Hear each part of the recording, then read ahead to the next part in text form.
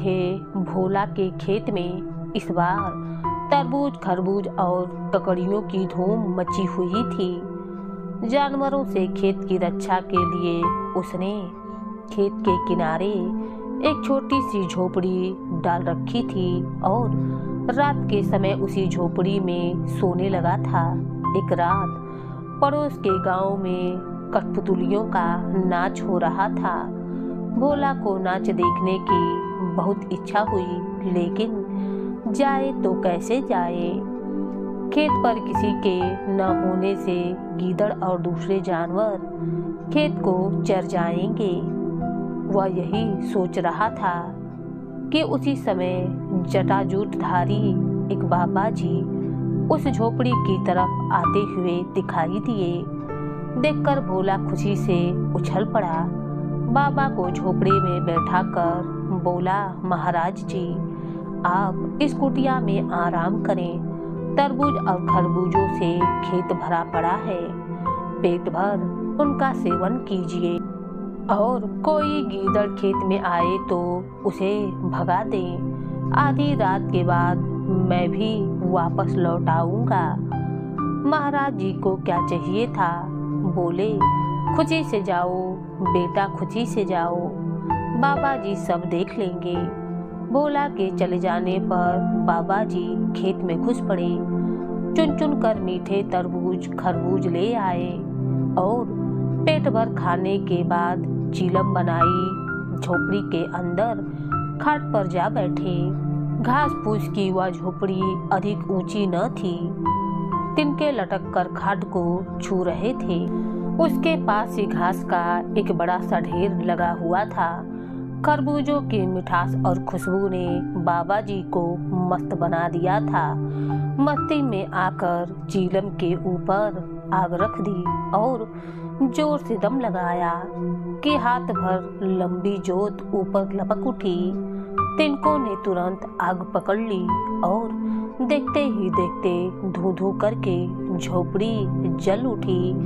बाबा जी कूदकर बाहर आना चाहते थे, लेकिन अपनी ही धोती में उलझकर गिर पड़े और आग के लपटों में जलकर भस्म हो गए। गांव वालों ने जब घास के ढेर से निकलती हुई लपटों को देखा तो खेत की तरफ दौड़ आए। भोला को आवाज लगाई, उसका कहीं पता न था। सबके होश उड़ गए। शायद वह भी झोपड़ी के साथ जल गया है। उसके बड़े भाई ने बांस का एक डंडा उठाकर जलती आग को खुदेड़ा तो उसमें से लाश निकल आई। देखकर घर वालों में रोना पीटना मच गया। भोला को जला हुआ पाकर गांव के लोग दुखी हुए। उसके माता पिता, भाई बहन छाती पीट पीट कर रोने लगे। फिर तो भोला का अंतिम संस्कार करने के बाद ही वे घर लौटे।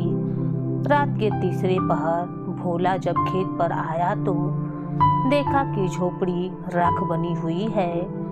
घास का ढेर भी फूका जा चुका है। उसे बाबा जी पर बड़ा क्रोध आया। कमबख्त खरबूजा भी खा गया और जाते जाते झोपड़ी में आग भी लगा दी। घर के लोग अब क्या कहेंगे, सोचता हुआ वह गांव की ओर चल पड़ा। जल्दी से अपनी चौपाल के पास पहुंचकर उसने देखा कि गांव के सभी लोग शोक की मुद्रा में चुपचाप बैठे हुए हैं। बीच में हुक्का पड़ा हुआ है और लोगों की आंखें आंसुओं से भीगी हुई हैं। वह समझ न सका कि लोग क्यों मौन बैठे हुए हैं। चौपाल के एक किनारे पहुंचकर भोला ने अपने भाई को आवाज दी। देखते ही देखते लोग चौंक उठे। एक ने चीलम उठाकर उस पर दे मारी। भोला कपड़े झाड़ने लगा।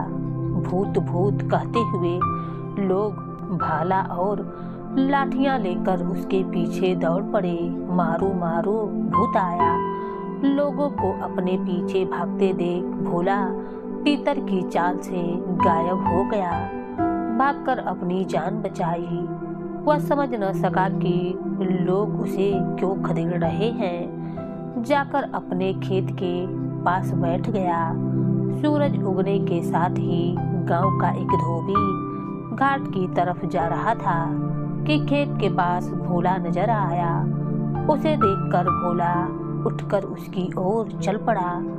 वह धोबी से पूछना चाहता था कि आखिर बात क्या है, गांव के लोग उससे इतने नाराज क्यों हैं। भोला को अपनी तरफ आते देखकर धोबी ने अपनी गठरी वहीं डाल दी और भूत भूत कहता हुआ गांव की ओर भाग निकला। भोला सोच में पड़ गया, आखिर बात क्या है, लोगों ने उसे क्यों भूत बना दिया है। तभी उसने देखा कि गांव के लोग भाला, लाठियां और जलती हुई लकड़ियां लेकर धोबी के साथ उसी ओर बढ़े आ रहे हैं। देखकर वह अरहर के खेत में घुस गया। कहीं किसी ने भाला फेंका तो मुफ्त में जान गंवानी पड़ेगी। मूर्खों ने जिंदा आदमी को भूत बना दिया है, यही सोचने लगा। उसने सोचा कि अब रात को ही यहाँ से निकलूंगा और जब भैया चौपाल में अकेले होंगे तभी उन्हें जाकर बतलाऊंगा कि मैं भूत नहीं हूँ। जब रात के लगभग 10 बज गए तो भोला डरते डरते गांव में पहुंचा। कोई देख न ले, छिपता छिपाता वह चौपाल के किनारे नीम की आड़ में खड़ा हो गया। मौका पाते ही भैया से बोला, भैया डरना नहीं, मैं भूत नहीं हूँ। सुनते ही भैया इतनी जोर से चीखा कि गांव वालों की नींद खुल गई। लोग आकर इकट्ठे हो गए। देखकर भोला डर गया। सोचा भागने में ही भलाई है। वह तेजी से भाग खड़ा हुआ। गांव के कुत्तों ने दूर तक उसका पीछा किया, किंतु अरहर के खेत में घुस जाने के कारण उसकी जान बच पाई। पूरे गांव में दहशत छा गया। लोग परेशान हो उठे। कमबख्त स्वयं तो मरा, दूसरों के लिए मुसीबत बन गया है। भूत के डर से लोगों ने अपने कामकाज छोड़ दिए। ऐसा भूत कभी नहीं देखा जो न तो हल जोतने दे, न कपड़े धोने दे और रात रात गांव में आकर लोगों को परेशान करे। अगले दिन गांव में कुछ सिपाहियों को लेकर एक कोतवाल आया। उन्हें एक डाकू की तलाश थी। कोतवाल को जब मालूम हुआ कि इस गांव में एक भूत आया है तो वही डेरा डाल दिया। सोचा शायद वह भूत न होकर वही डाकू हो जिसकी तलाश कई दिनों से हो रही है।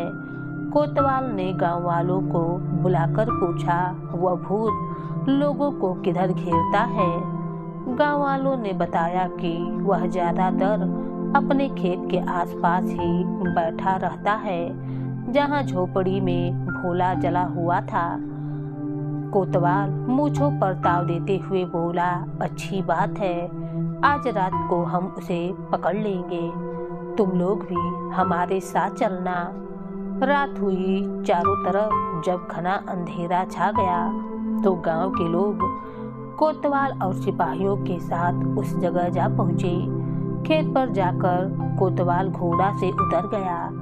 अपनी सुरक्षा के लिए सिपाहियों ने 2 खूंटे जमीन में गाड़कर घोड़े की पिछली दाग उनसे बांध दी ताकि वह कहीं भाग न जाए।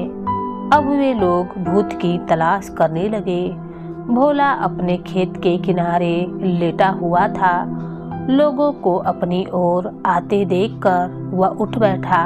सोचा पता नहीं अब कौन सी आफत आवेगी।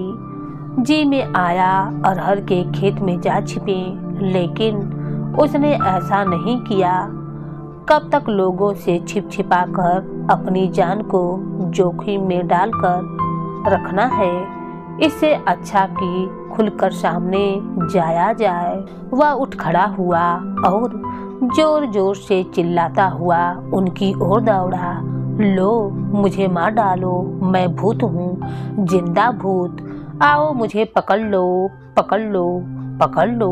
अंधेरी रात में भोला की आवाज दूर दूर तक गूंज उठी। सुना तो गांव वालों की हिम्मत टूट गई।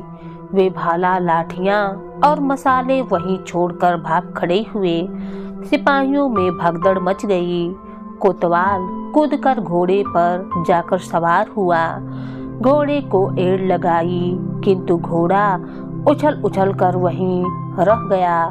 देखकर कोतवाल की घिघी बज गई। वह समझा कि भूत ने उसके पीछे पांव जकड़ लिए हैं, जिसके कारण घोड़ा भागने में असमर्थ है। कोतवाल वहीं बेहोश हो गया। अगले दिन गांव में खबर फैल गई कि भूत ने कमाल ही कर दिया है, कोतवाल के घोड़े तक को जकड़ दिया। अब उससे छुटकारा पाने का एक ही उपाय है कि उसकी मनौती की जाए। 13वीं करने के बाद प्रेत आत्माएं शांत हो जाती हैं। शाम को सारे गांव वालों ने मनौती की। टोकरी भर मिठाइयाँ खेत में रख आए। भोला उस समय अरहर के खेत में छिपा सुन रहा था। उसका भाई हाथ जोड़कर जोर शोर से कह रहा था, भैया तू चला गया, लेकिन इस गांव के लोगों को माफ कर दे। इन लोगों ने तेरा क्या बिगाड़ा है कि तू इन्हें दुख दे रहा है। 13वीं के दिन हम लोग मिलकर तेरी पूजा करेंगे। तुझे जो कुछ चाहिए बता दे, लेकिन हमारा पीछा छोड़ दे। भोला इन सब बातों से परेशान हो चुका था। उसने सोचा क्यों न 13वीं के दिन में ही वहां जा पहुंचूं और जाकर देखूंगा कि कौन कौन 13वीं में आया हुआ है। जो मेहमान उस दिन नहीं आएगा, उसी के घर जाकर अपनी विपदा सुनाऊंगा। उसे बताऊंगा कि मैं भोला हूँ, मैं मरा नहीं हूँ। मेरी जगह एक बाबा जी उस झोपड़ी में जल गए थे। 13वीं के पहले आधी रात के बाद भोला चौपाल के घने नीम पेड़ पर जा चढ़ा। उसी नीम की छाया में मृतक के क्रियाकर्म के बाद मेहमानों को भोजन कराया जाने लगा। तरह तरह के पकवान परोसे जाने लगे। देखकर भोला के मुंह में पानी भर आया, लेकिन वह पेट पकड़कर चुपचाप बैठा रहा। उसने देखा सभी लोग दावत उड़ाने आए हुए हैं, केवल उसकी छोटी लड़की के ससुर नहीं आए हैं। रात को जब सभी सो गए तो वह भी नीम के पेड़ से उतर आया और अपने समधी के गांव की ओर चल पड़ा। सवेरा होने तक वह समधी के पास पहुंच गया और अपनी कहानी उसे सुना दी। सुनकर समधी ने भोला की आव भगत की। खाना खिला पिलाकर अपना तांगा तैयार करवाया और भोला को लेकर उसके गांव पहुंचा। उसके माता पिता और घर वालों ने समधी के साथ जब भोला को देखा तो चकित रह गए। समधी ने सारी कहानी सुना दी। गांव के लोगों ने भोला को गले लगा लिया और अपनी मूर्खता और जल्दबाजी पर बहुत लज्जित हुए।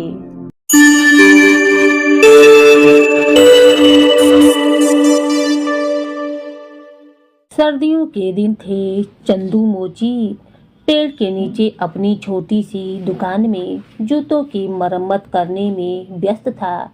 उसकी दुकान बिना छत और दीवारों के एक पेड़ के नीचे गांव के बीचों बीच एक मैदान में थी और उसकी दुकान में एकमात्र संपत्ति उसका एक संदूक था। जिस समय चंदू अपना सारा काम निपटा लेता तो अपनी सारी चीजें उस संदूक में बंद करके रख जाता। ऐसे ही दुकान बंद हो जाती थी।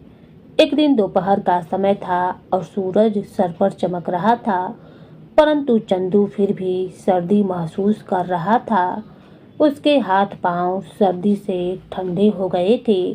वह अपने गांव में अकेला मोची था। गांव के सभी लोग अपने फटे पुराने जूतों की मरम्मत उसी से करवाते थे, इसीलिए उसे खाली बैठने की जरा भी फुर्सत न मिलती थी और वह सुबह से शाम तक अपने काम में ही लगा रहता था। चंदू था तो बहुत ही गरीब आदमी, मगर लालच उसमें नाम मात्र का भी नहीं था। उसे मालूम था कि गांव के लोगों की आमदनी ज़्यादा नहीं होती है और बड़ी ही मुश्किल से वह अपना गुजर बसर करते हैं। चंदू गांव के ज़्यादातर लोगों की तरह ही अनपढ़ था, परंतु उसे गांव वालों की गरीबी का एहसास था, इसीलिए वह उनसे जूतों की मरम्मत के बदले उनसे ज़्यादा पैसे नहीं लेता था। ऐसा भी नहीं था कि उसको जूतों की मरम्मत के बदले कुछ रकम ही नहीं मिलती हो। गांव के लोग उसे काम के बदले में सब्जी, अंडे, चावल आदि भी दे जाते थे। एक बार उसने गांव के एक जमींदार के बच्चे के लिए नए जूते बनाए थे, तो जमींदार ने उसे बदले में एक बकरी दे दी थी। बकरी की वजह से ही चंदू और उसके घर वालों को दूध की आसानी हो गई थी। वह अपनी बीवी और 2 बेटियों के साथ गांव में रहता था। घर चलाने के लिए चंदू को बड़ी ही सख्त मेहनत करनी पड़ती थी। उसकी बीवी भी बहुत मेहनती और नेक औरत थी। वह घर तो संभालती ही थी, साथ ही साथ गांव में जमींदार के खेतों में भी काम करती थी, जिससे उसे कुछ पैसे मिल जाया करते थे। दोनों की इस कड़ी मेहनत के कारण ही चंदू के घर की गाड़ी चल रही थी। उनकी दोनों बेटियां छोटी थीं और गांव की ही पाठशाला में पढ़ती थीं। दोनों पति पत्नी उन्हें किसी काम में हाथ नहीं लगाने देते थे। चंदू उनसे कहता कि तुम बस पढ़ाई लिखाई करो, लेकिन फिर भी वह दोनों घर के छोटे मोटे काम कर दिया करती थीं, जिसकी वजह से चंदू की पत्नी को बड़ी ही आसानी हो जाती थी। चंदू के घर की काफ़ी लंबे समय से मरम्मत नहीं हुई थी। उसके घर में 2 कमरे थे और उसकी छतें बहुत ही कमज़ोर हो चुकी थीं। बारिश होती थी तो पानी कमरों में टपकने लगता था। चंदू यह सब सोचकर परेशान हो जाता था कि अगर सर्दियों में बारिश शुरू हो गई तो क्या होगा। उसने पैसे जमा करने शुरू कर दिए ताकि बारिशें होने से पहले वह घर की छतों की मरम्मत करवा सके, मगर अभी उसके पास बहुत ही थोड़े पैसे जमा हुए थे। इसीलिए तो वह सूरज डूबने तक काम में लगा रहता था ताकि कुछ अच्छे पैसे कमा सके और घर की छतों की मरम्मत कर सके। आज दोपहर को जब वह काम कर रहा था तो थोड़ी ही देर गुजरी थी कि उसकी पत्नी उसका खाना लेकर आ गई। वह अपने साथ एक छोटी सी अंगीठी भी लाई थी, जिसमें कोयलों से आग भी जल रही थी। चंदू अपनी पत्नी को खाने को और अंगीठी को देखकर बड़ा ही खुश हुआ और कहने लगा, अरे कुसुम, तूने तो कमाल कर दिया। तुझे कैसे पता चला कि मुझे सर्दी लग रही है? कुसुम अपनी तारीफ सुनकर शर्मा गई और खुश होकर बड़े ही प्यार से बोली, अजी, जैसी सर्दी यहाँ पर है वैसी सर्दी घर पर भी है, तो मैंने सोचा कि आप सर्दी में काम कर रहे होंगे, इसीलिए मैं अंगीठी में आग जलाकर ले आई हूँ। यही कहकर उसकी पत्नी ने खाना खोलकर उसे रख दिया और बोली, जी आप खाना खाइए, मैं घर जाती हूँ। दोनों बच्चियाँ पाठशाला से वापस आने वाली होंगी, उन्हें भी खाना देना है। चंदू ने कहा, ठीक है तू जा, मगर कुसुम तू यह भी सुन ले कि तू मेरे लिए बहुत ही तकलीफ़ें उठाती है। मुझे इस बात का बड़ा ही दुख है कि मैं तुझे कोई सुख नहीं दे सका, पर अब तू देखना, जैसे ही घर की छतों की मरम्मत हो जाती है मैं फिर से पैसे जमा करूंगा और तेरे लिए सोने की बालियां और हाथों के कड़े बनवाऊंगा। उसकी पत्नी बोली, तुम हमारे लिए सुबह से शाम तक काम में लगे रहते हो, भगवान का शुक्र है और मैं बहुत सुखी हूँ। हमारी बच्चियाँ पढ़ लिख रही हैं, मुझे ना बालियाँ चाहिए और ना ही कड़े। अब तो ओढ़ने और पहनने की बारी हमारी बच्चियों की है। चंदू मुस्कुराकर खाना खाने लगा। उसकी पत्नी उठकर घर चली गई। चंदू ने जल्दी से खाना खाया और फिर से अपने काम में लग गया। अभी ज़्यादा देर नहीं गुजरी थी कि उसे दूर से बहादुर आता हुआ दिखाई पड़ा। वह चंदू के घर के ही नजदीक के घर में रहा करता था और ईंटों के भट्ठे पर मजदूरी करता था। उसके हाथों में एक थैला था। आकर उसने वह थैला चंदू के पास रख दिया। चंदू ने वह जूता उसकी वह मरम्मत कर रहा था जिसे एक तरफ रखा और बोला, बहादुर भाई कैसे आना हुआ। बहादुर ने धीरे से कहा, चंदू भाई परसों दूसरे गांव से लड़के वाले शादी के लिए मेरी बड़ी लड़की को देखने आ रहे हैं, इसीलिए जूतों की मरम्मत करवाने के लिए आया हूँ। लड़के वाले आएंगे तो इन फटे हुए जूतों में उनके सामने जाने में शर्म आ जाएगी। उसने अपना पांव आगे बढ़ाकर कहा। चंदू ने देखा कि बहादुर ने जो जूते पहने हुए थे वह बुरी तरीके से फटे हुए थे। चंदू ने खामोशी से वह थैला उठाया जिसमें बहादुर मरम्मत करवाने के लिए जूते लाया था।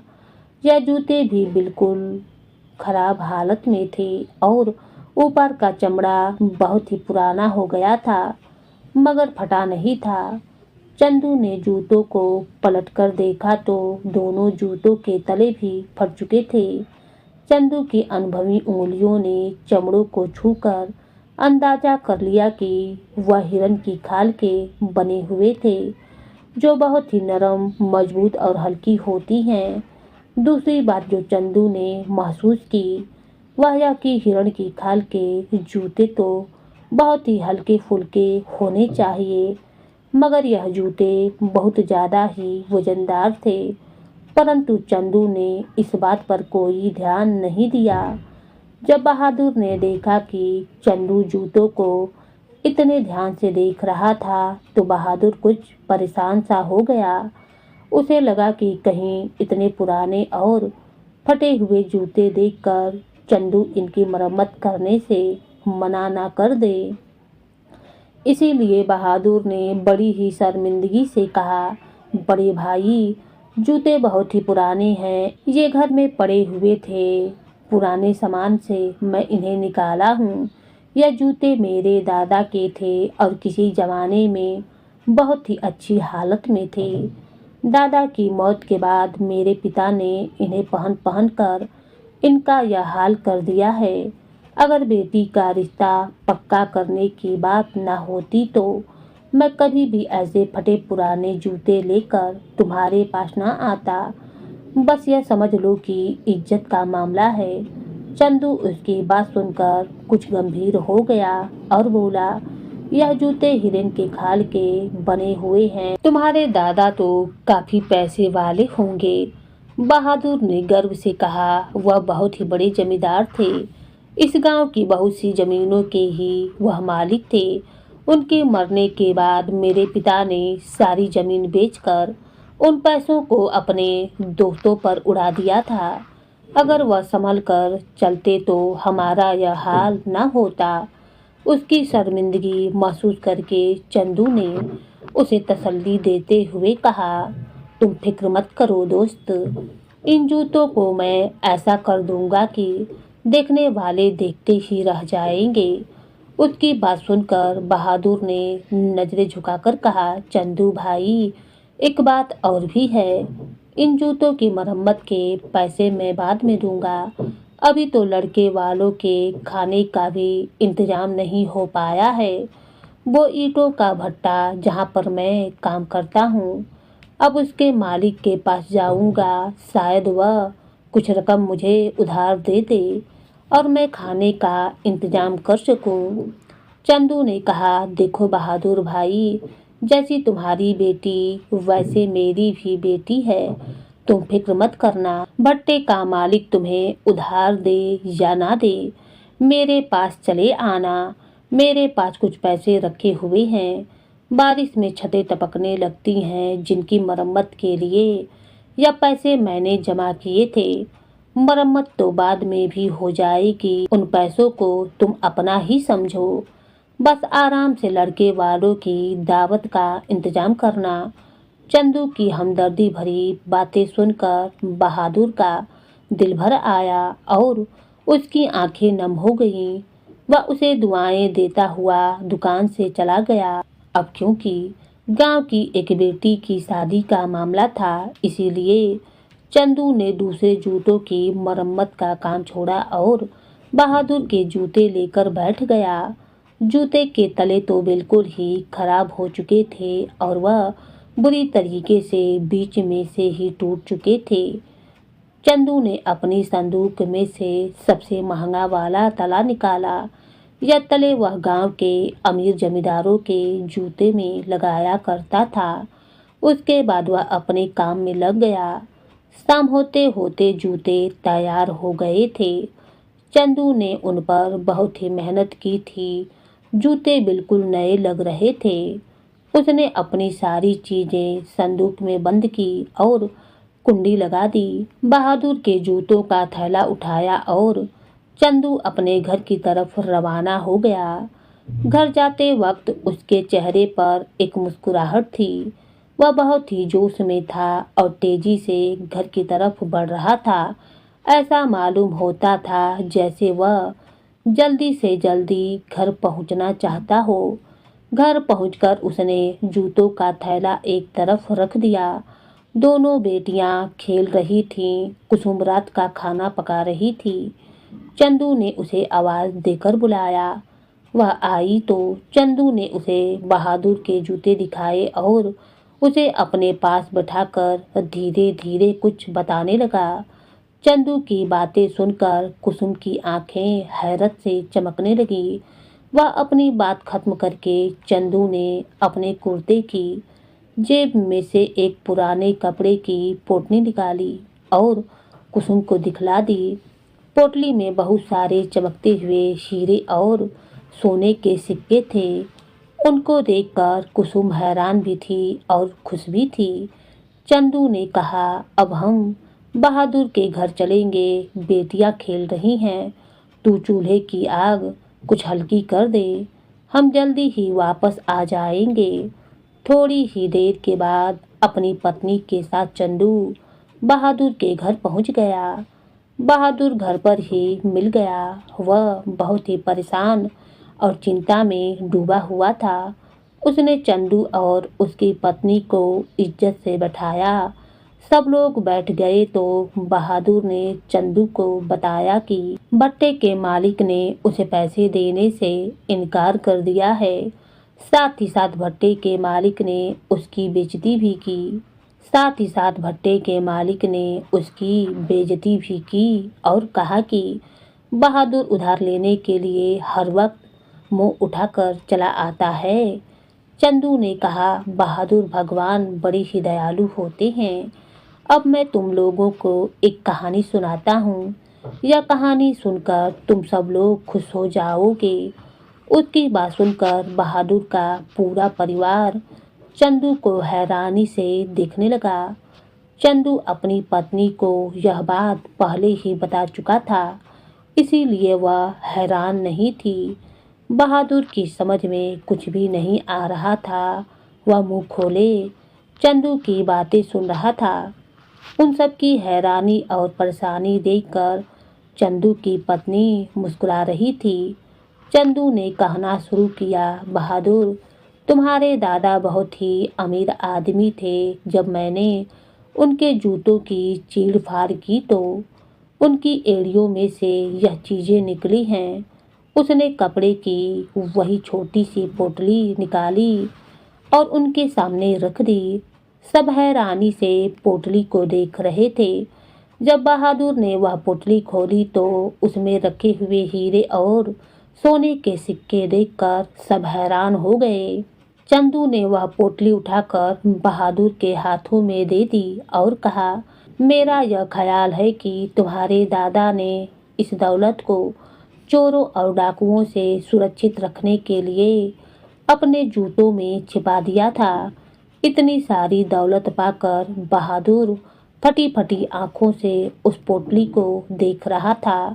बहादुर की पत्नी इतनी खुश हुई कि चीख चीख कर रोने लगी। जब थोड़ी देर के बाद उन लोगों की हालत कुछ संभली तो बहादुर चंदू का हाथ थाम कर रोने लगा और कहने लगा, चंदू भाई, तुम इंसान नहीं हो बल्कि भगवान के दूत हो।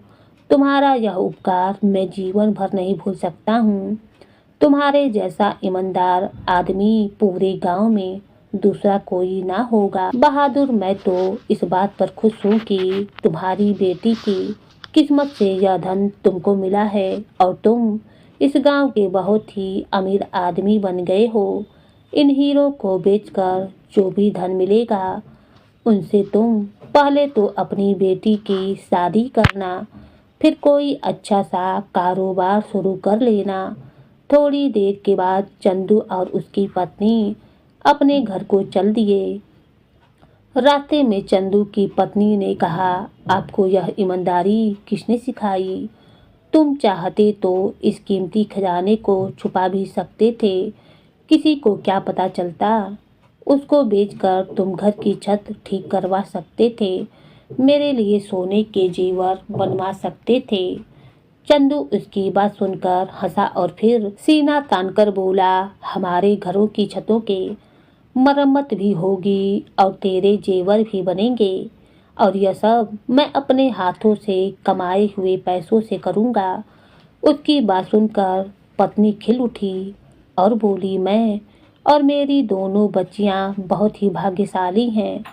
मुझे इतना अच्छा पति मिला है और बच्चियों को इतना अच्छा पिता मिला है। अपनी तारीफ सुनकर चंदू शर्मा गया था। अपनी शर्म को छिपाने के लिए वह झूठ मूठ के गुस्से में कुसुम से बोला, कुसुम जरा तेज चल, मुझे भूख लग रही है, घर जाते ही खाना खाऊंगा। कुसुम समझ गई कि उसकी तारीफ सुनकर चंदू शर्मा गया है। वह मुस्कुराई और तेज तेज कदमों से चलने लगी।